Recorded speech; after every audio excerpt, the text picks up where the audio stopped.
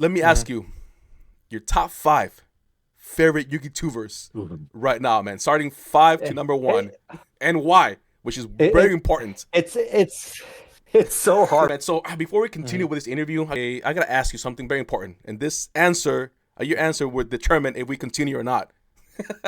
Oh no! So we have Talos, aka Nonother Entertainment. Man, first of all, I want to thank you for being my first ever guest. Episode 1, I guess I should call it. That's an honor. Episode 1, man. Thank you so much. It's an honor. Thank you, man. So go ahead and introduce yourself real quick to the audience. So basically, kind of like Hard the Pack here. Obviously, we kind of know each other from like opening Yu-Gi-Oh packs. I also opened up Pokemon packs as well. But basically, any box breaks, and I've recently started a new series where I just basically do a versus, where basically it's either pack versus pack, collab versus YouTuber versus YouTuber, and we try to mash and do like a pack battle type deal. It's been a pretty fun adventure on that regard. Heck yeah! I'm gonna hit you with the first question, man. First question, man, and it's very interesting, and let's try to make it, I guess, shorter because there's so many things about this topic, right? That we can talk about this for hours if we go into detail. But tell me, in your experience, because I know you have a lot of experience, right? In the content creating world, you've been doing this for like over 10 years, I believe, like overall. Give or take, yeah. But basically, I guess we talk about a little bit, but I wasn't always opening packs, but I've did other stuff as well on the side. Okay, so you do have a pretty much a good experience with this. So tell me a little bit about the pros and the cons, the good and the bad. Starting with the bad, go ahead.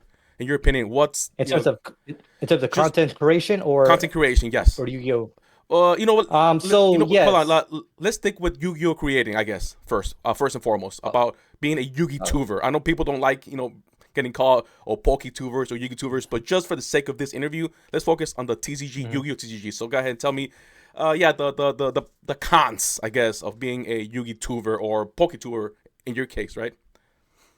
I mean, yeah. I mean, that's good. That's a great question. Yeah. So, like, I think with any content creation, it's just a constant grind. So, like, obviously, you're thinking about ideas, what you want to do. Doing, like, for me, I do like collabs with other YouTubers, obviously, as I mentioned. So, like, it's doing scheduling. So there might be scheduling conflicts. And in general, it's just the struggle of like coordinating and making sure that you have a video set in time. Because like for me, I like to be very consistent with my stuff. Like, so every Wednesday, I have a video like ready to go, and I try to plan out my stuff like 3 or 4 months in advance because you kind of already know what packs are coming out. So you kind of like can schedule around that and try to do ideas with that. So obviously, that's one of the big cons. Another big con, of course, it can get very expensive. So if you don't manage if you don't manage your budget or manage how you want to portray videos and how to spread it out across the span of a year. If you do like weekly content or daily content for some people, very, very expensive. So I think that was one of the big cons. And I guess the biggest con is, of course, always fight against the algorithm. So I think I'm not sure if you experience this too much, but I know for me sometimes, like you think you have like the best video ever. You just did a collab with like a special YouTuber that you been wanting to collab with for a longest time, right? And then you drop the video out, thinking that you get like a decent amount of views, but then like it just drops dead. It's like, what did I do wrong? Is it a thumbnail? Is it the description? You like kind of second guess yourself on like what you did wrong, but sometimes it's just the algorithm just doesn't work with you. And like basically the one of the cons that sometimes I get as well is just not having the energy to record. So like let's say I went through a bad day at work or something like that, and after I recorded the video, sometimes you have to like almost forget about your other self and just focus on your persona. And that's kind of like what you kind of have like two different personalities. And I some of my friends, they even mentioned that when they watch my videos, I'm like a totally different person, and I kind of get it now. Yeah. That actually makes a lot of sense, man. Man, I'm pretty sure every single content creator goes through that, man. It's kind of funny that you mentioned that because it happens a lot of times. You have like a not that great of a video, just decent, and it gets tons of views. And then you make this amazing video that you're so proud of. Like, oh man, this video is awesome, and it doesn't do it as good, So you're always wondering why. Yeah. Why is it? And yeah, that's amazing, man. Yeah, I do agree with you. I do have to agree that's top cons for sure. What about Mhm. pros? Can you name me just a few good things about this? I mean, the biggest pro is just the community. You know what I mean? Like talking with other collectors, other enthusiasts, especially those that like. For me, I wouldn't say I'm like someone who plays the game very often. I'm just a collector for the Right. most part. Hmm. So like when I talk to people that actually know the game and know the meta, it's like wow, that's interesting and that's fascinating. It's like I wish I knew more about like why SP Little Knight is such a big deal, or you know, but stuff like that. Yeah, as an example, like Yeah. I like, and then just reading the card, I get why it's good, but when you see it in action, that's when you know why this card is good. And like I think that will make me a better content creator in the long term. But this at the same time is like it's a whole different learning curve, and I just don't have the time, unfortunately, to really dabble too much in the aspect of that. But I love the fact that you can talk to community members and they'll kind of educate you as well. And the biggest thing for me is I love it when people say I'm pronouncing the name wrong because like my channel, we're not known for pronunciations We all of do like that. of certain cards. Yeah, yeah, yeah. Yeah, that people like correct me like you're saying that card wrong. It's like I Yeah. know, I suck. Dislike. Dislike, But yeah. unsubscribe. Exactly. But Oh I love my man. community though. I love Oh my yeah. community though. So Oh yeah. no gripes there. But that's definitely the number one. And because I'm more of an investor in Mm. terms of like stocks, stocks or crypto stuff like that. I kind Yeah. of think of like TCG in general as like a market you have to follow ups and downs, whatever. And I just love seeing the value of certain cards just go up. And to me, I like, especially in the nostalgia cards for me, like I don't plan on ever selling a lot of my cards. But for those that are like, like what if situations, Right. it's good to know that there's some value behind it and I can increase that net worth if you want to call it that. But I always enjoy that. And just as a kid, like I would never imagine myself having adult money and be able to like afford the stuff that I can afford now. Because back then, like one or two packs a month, maybe a week if I'm lucky, and saving up my allowance just to buy packs after school. So now I have adult money, so just looking at those that binders is cool. It's very cool. Yeah. I can definitely relate with you, man. I'm pretty much the same. Man, so before we continue Mhm. with this interview, I gotta do I gotta ask you something very important. And this answer, your answer would determine if we continue or not. Oh no. Because you do Pokemon and Yu-Gi-Oh. What's your favorite between those two? Oh, like obviously Yu-Gi-Oh, Okay, man. good, good, good. Like Pokemon was definitely my first love. Is my first love, but like at the same time, like there's just something about Yu-Gi-Oh that I like gravitated to. It might have been the anime. It might have Mm, been like reading the manga back in the day. But and there's like the original cards. Like when I saw the Blue Eyes White Dragon, the Dumb Magician, and yeah, all the nostalgic yeah, cards, Summon Skull. I was like, it's like yes, wow. Like this because like Pokemon, like obviously it's made for kids, right? But there's a lot of yes, cutesiness with it. But yes. like when you just look at the cards, it's like, my God, this is dark. There's demons, there's devils, there's freaking like all these like elves and shit. So like it's awesome. Like I I agree love it. 1000%, man. Because I actually saw the very Mm. first Pokemon movie back in the theaters, like late '90s or early 2000s. I forgot. And I remember Okay. the anime on theaters. It was packed. There were people standing, Hmm. and I remember liking the first Hmm. movie. It was awesome. And then just like Mm. you, man, I saw the anime. I saw Yeah. the Summon Skull. Oh man, they got beasts. They got spellcasters. They got all those Hmm. cool dragons. Yeah, this is for me Hmm. 100%. But yeah, I agree with you 100%. So speaking about YugiTubers, right? The cons and the Hmm. pros and the cons. Let me Hmm. ask you your top five favorite YugiTubers right now, man. Starting five to It, number one, it, and why, which is very it, important. it's it's so hard because like there's so much great content creators out there in the world. Like I personally don't like the word YugiTuber or Right. PokeTuber, Yeah, yeah, but I yeah, kind of like you were saying. yeah. But like obviously we're if we're talking about just people that box break, like Yes. obviously we can't mention like Team APS or Team Samurai Right. because those guys are like Yes. they do other stuff besides pack openings. But I guess if I could, I want to start with some honorable mentions. Sure. That'll work. So this is obviously the big one here is Cyber Knight. It's an honorable mention for me because I love the way he does like obviously he's more nostalgic in terms of like opening his packs. At least the videos that I watch of him, where he basically opens like a lot of old school stuff, and just look, just seeing those first editions and like the excitement that he has in his eyes when he glimmers and opens up a cool card. Like I think that's what really gets me with him, and the appeal of his inner child kind of gets to me as well. Okay.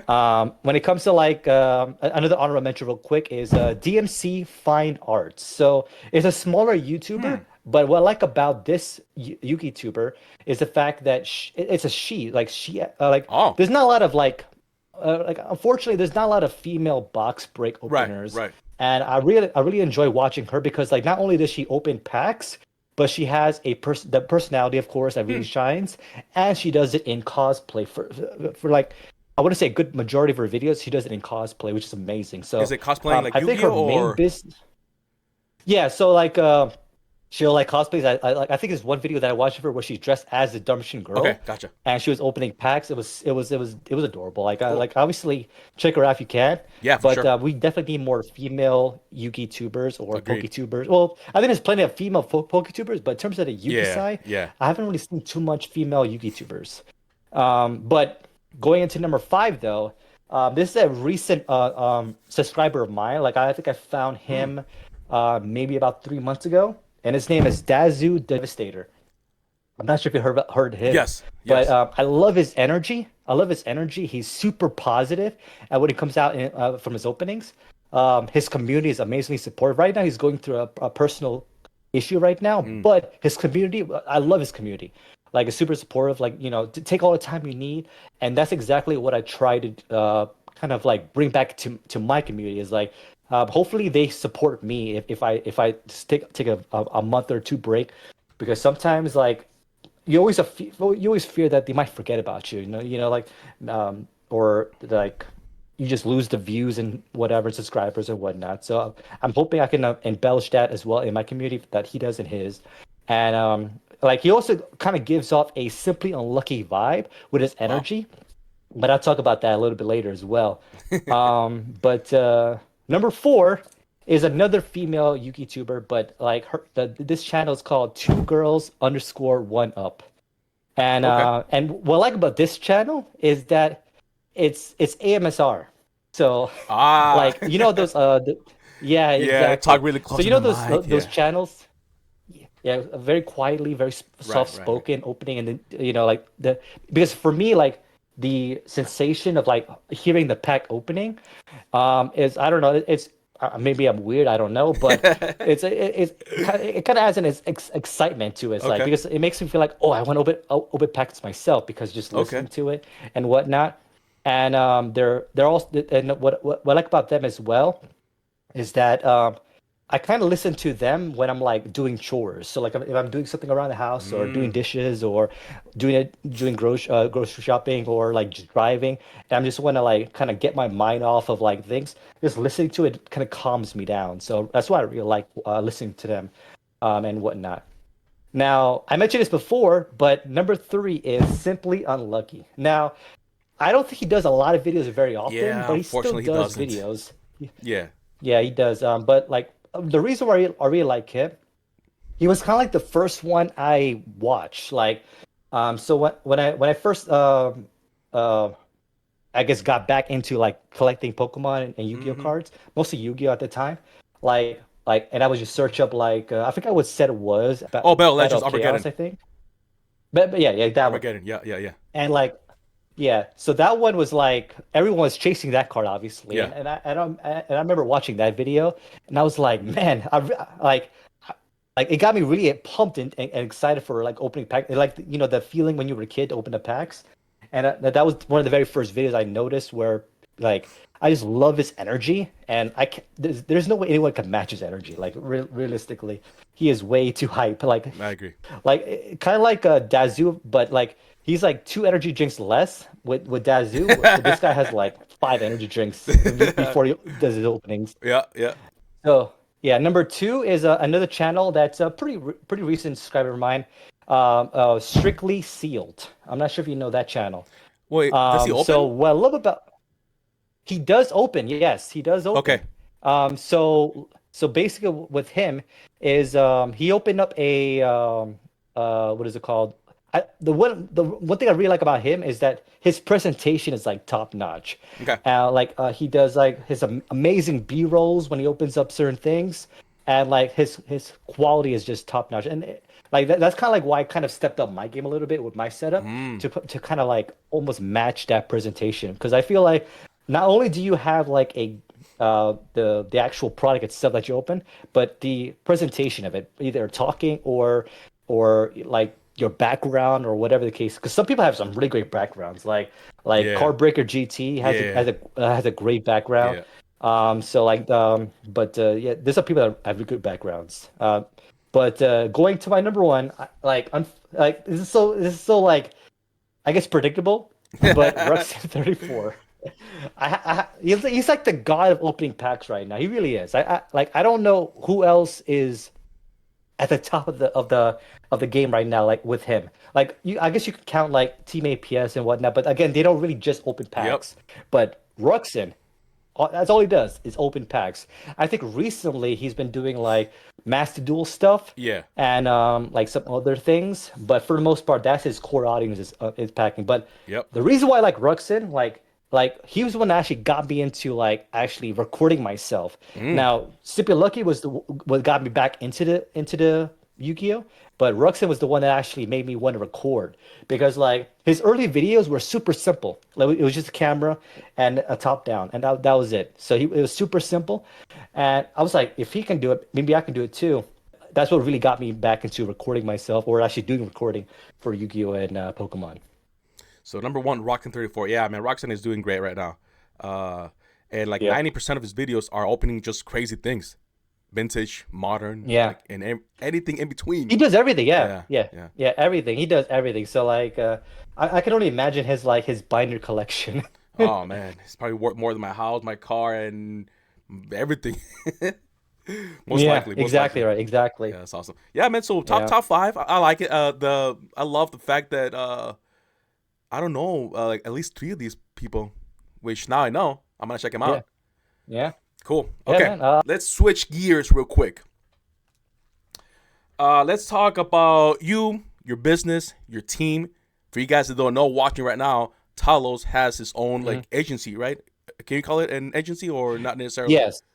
I wouldn't. I mean, very very small. Okay. So basically, I have an LLC right now where it's called None of the Collectives.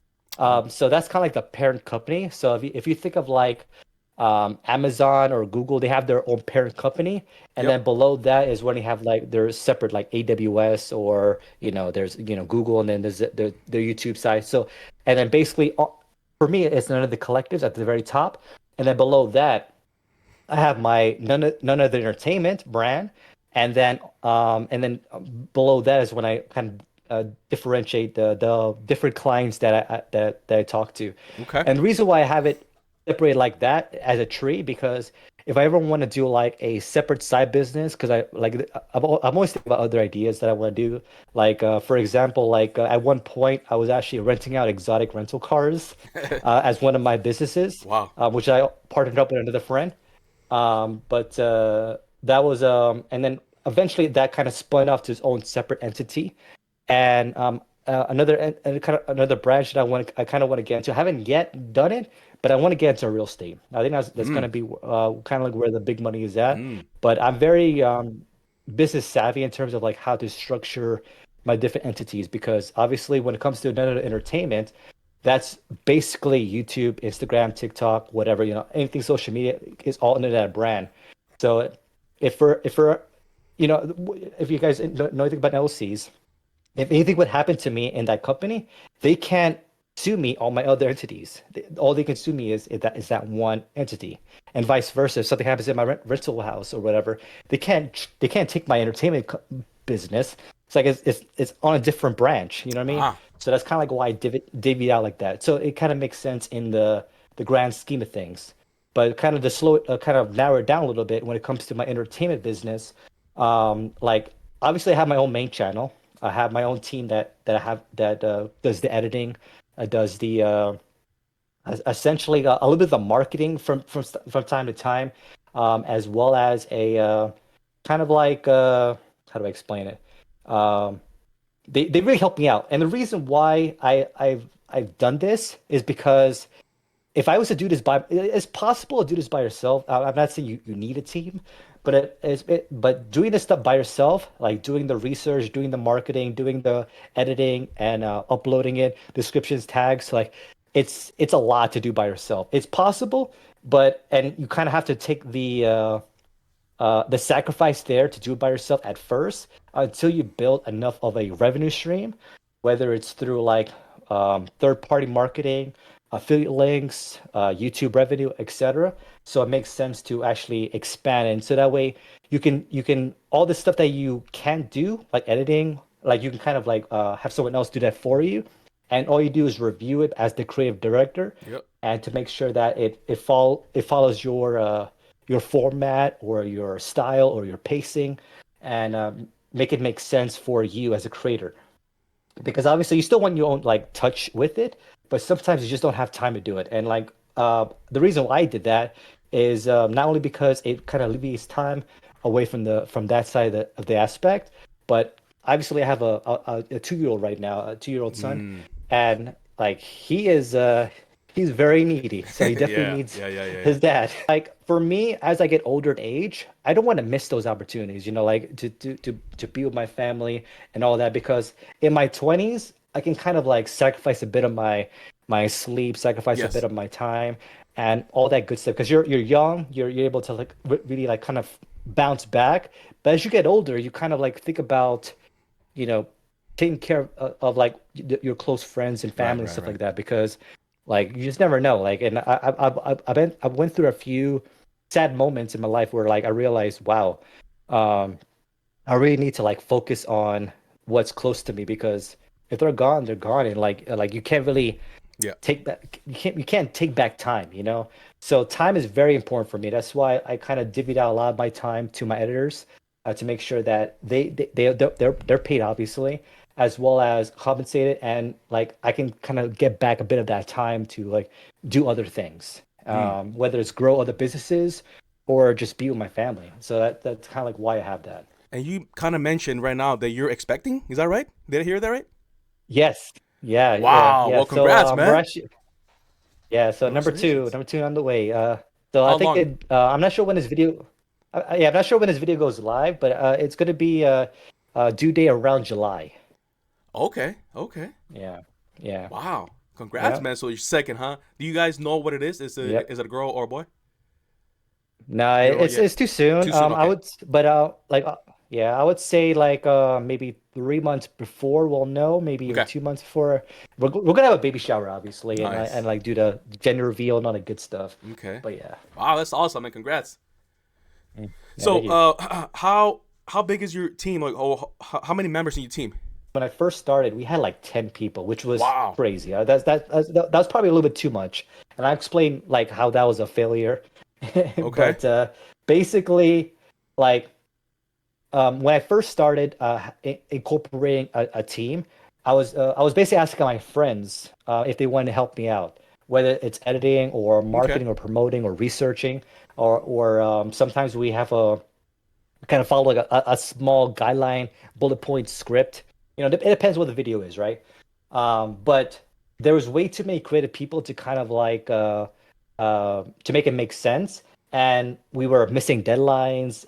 There Mm. was there it's kind of the expression of like too many Chiefs, not enough Indians. Yeah, yeah, yeah, yeah. I got it. But like so like I thought it was a at that point I thought it was a failure. Like I was gonna give up, and I even have a video. If you can probably find it somewhere, where I basically had a video of my final video, and Wow. but Okay. obviously it came back like 9 months later. But I thought it was a failure, so I was like extremely depressed, and I was like, I guess YouTube is not going to be a thing anymore, whatever. Wow. So, but yeah, that's when I really watched like other content creators, and I was like, I got motivated again, Okay. and then that's when I thought about being smarter with my team. So right now I have essentially my main lead editor who does all my main videos, Alexander. So any videos that you see right now for my long form content, that's Alexander. My short form, my short form, I have two editors. Myself, which is I do the one pack polls. So all the one pack polls you see, that's all edited by me because it's pretty easy to do. And then my highlight shorts editor is Sergio. So he basically does a lot of my highlights. So if you ever see any like my best moments or best pulls, and he'll like contrapolate that and actually put into an edit. And to kind of like almost like a glue to the whole circle is my coordinator, my lead coordinator right now, Miss Safran. So Miss Safran does a lot of like she'll watch the video and then basically get all the timestamps and also coordinate like these timestamps to that particular editor to make sure that they know exactly what her vision is. And then once I get those videos back, it's this is the one thing that I neglected to do my first rodeo, I guess, Yep. is everything should fall back to me to give the final yes or no, like my creative director, like the does it fall into what I want? Does it match my branding, if you will? And basically, I'll get the final yes or no. And then once I have that yes or no, I'll go. I'm the one that uploads it, does all the tags and descriptions, and then I have a thumbnail designer as well who Mm. does. Her name is Kate. She does all my thumbnails for a lot of my videos. So I guess five people right now compared to how it was before, and that's just for my own channel. Now you mentioned before of my, I guess my agency, if Yeah. you want to call it that. I also have separate editors for my other channels that I manage. So I manage a beauty channel right now, BarryBag05, and then I also manage a almost like a workout channel as well.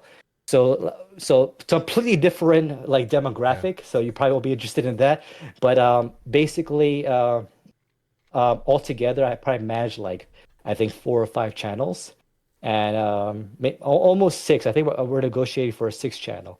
So, but everyone has their own dedicated editor, dedicated shorts coordinator, and sure, shorts editor, I should say. And then myself as well as Miss Safra kind of do a bulk of the coordinating between those channels. Wow.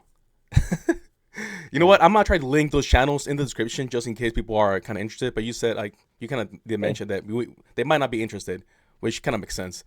That's so yeah, interesting, man. So, yeah, yeah. so let me ask you: if I want to hire you to, edit my Hmm. video or all that stuff, can you do Hmm. that? Hmm. How much? So basically we have different tiers. Obviously, we try to work with the content creator's budget and find out what they need. So like one particular person that I have a client with, all she does is sorry, all she does is Instagram. So basically, we Oh, we help manage her Instagram. So like we'll polish up her photos, and then any reels that we do, we'll try to edit that and put it into a vertical format. So that way it looks good on Instagram. And so it kind of depends on what they want, but so let's say you only want the editing side of the house. That can range anywhere from like 200 to maybe 300 monthly. Now, granted, if oh, you're only doing like one or two videos, then maybe we can like give you a little bit of like a 50% discount because you're not doing a lot. But mm. on average, we expect at least one video a week. So that's kind of where we get that kind of price range at. And again, depends on what the content is. If it's like a 2 hour podcast, obviously we're gonna have to increase that because it's gonna take too long for us to actually, trim that down to shorts or whatever the case is, or edit, or the case, Okay. different camera angles, etc. So it's really a case by case basis. So it could be as cheap as 150, but it could be as high as 500 to 1,000, Okay. depending on like how much videos you want to do, how much shorts you want to do, and if you want us to help with the metadata, description, tags, thumbnails, etc. So it can really balloon into what you want, but we try to work with what's realistic to your budget, and that's kind of like why it's better to do like a one-on-one consultation with us to Wow. see what works for you and what we can provide back. So if a YugiTuber specifically wants to hire you guys, where do we find you? How? Mhm. Obviously we're trying to grow our Instagram right now in terms of like so that we have like our different array of videos. But right now the main point of contact will be via email. Email. Obviously it'll be none of the entertainment at gmail.com is our email address. And basically just shoot us an email there, basically saying, hey, interested in doing something, and then like we can either continue discussing via email, or we could Okay. transfer that from email into like a Discord or maybe Instagram chat or whatever, whatever's comfortable for you. Because sometimes I don't always get emails right away, but sometimes it's better just to kind of hit me up on like Instagram or Hmm. Discord, I'm gonna basically. try to add that in the screen, also in the description, in case somebody's interested. If you're watching right now, if you're interested, Yeah, yeah, check him out. Okay. That pretty much wraps it up, man. I want to talk about the yeah, content yeah. creating, the bad and the good, which you gave pretty much we I want to say pretty much with all content creators agree. I'm pretty sure most of us are gonna agree with that, with the Exactly. good and the bad. Yeah. Yeah, it's not easy, man. I know a lot of YouTubers starting up, they don't realize how difficult it is until you are actually Yeah. in the game and then you're starting. A lot of my friends, which when I started YouTubing, back in Hmm. like 2020, I want to say a bunch of Hmm. them are gone. Yeah, Yeah. they Yeah, quit. it really Most of them is. Like quit. it's a grind. It's definitely a grind. Like it looks easy when you watch our videos. Like all you do is record yourself and open stuff, but like Yep. there's a lot of planning involved, there's budgeting involved, there's all kinds of things behind the scene. Yeah. Editing, of course, is not easy if you're just by yourself. Right. But it's a lot behind the scenes that we just like, and that's why I really like talking about the business side of the house, because not maybe there's not a lot of content creators that know about, or people that up and coming, or beginners, if you will, that know Yeah. about the intricacies of building something from the ground up. Every single time, I'm pretty sure you can agree with this. When you first start, your first video is gonna Mhm. suck. Your first, I don't know, your Oh first yes. 50, no, Hmm. maybe not 50, but your first 20 videos are gonna be really bad.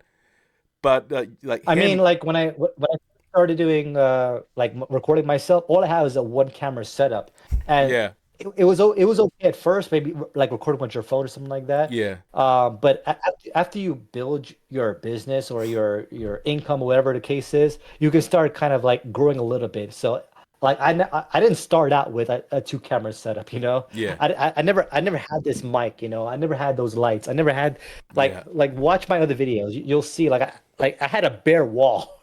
I had yeah. nothing back here for the That's longest time, but that's how most of us yeah. start. And I saw him, for example, his first video was like amazing, And I'm like, this guy Hmm. knows what he's doing. And he's pretty. I'm pretty sure he's done this before, either a different hobby or something like Hmm. that. But yeah, he knows the things. And unfortunately, most of us we're Hmm. gonna start with just no knowledge, just the camera, just Hmm. talk, just slow Hmm. and whatnot. And yeah, so I just want to bring that up because Dasu's definitely on my top 10 favorite YouTubers for sure, for Hmm. sure. And also too, like just to kind of wrap up a little bit, but Yeah, like a lot of these people too as well, like maybe they watch another content creator like us right now, but like, hey, I like their style, I want to try to make it like that and to my own vision. So sometimes they have an idea what they want to do, so they kind of build it up before they make their first video. But you don't yeah. have to, Right, but right, some right. people do it that way. Yeah, Hmm. definitely. Yeah, man. Talos, thank you so much for being my first guest ever. Hmm. First guest, episode Yeah, man. one. I'm gonna try to do this at least. I want to say, I don't want to. Probably once or twice every other week, perhaps. Talk about Hmm. different topics, very interesting topics Yeah, like yeah. yours, your business, how you almost give up. That's very interesting, Hmm. man. You almost Yeah. give up, and then thanks to the community, you came back. Thankfully, Mhm. just stuff like that. So, Yeah. anything you want to say before we finish this? Any thoughts? Any final thoughts? I mean, like honestly, like the if you want to start be a content creator, the number one thing is make sure you're passionate about what you do. Like if you don't love what you do, then you're not going to continue doing this. And let's say you like have that one video that goes viral, but you don't love it at initially, like you're just doing it for what, a job now at that point. So But the thing is that if you grow and you actually love what you do, then you'll continue to do what you do, what you love. Well said, man. Beautiful said. Thank you so much, Talos. Guys, I'm going to leave all his information in the description. Go check him out. Bring my guys some love. And yeah, I'll talk to you guys in the next one. Peace.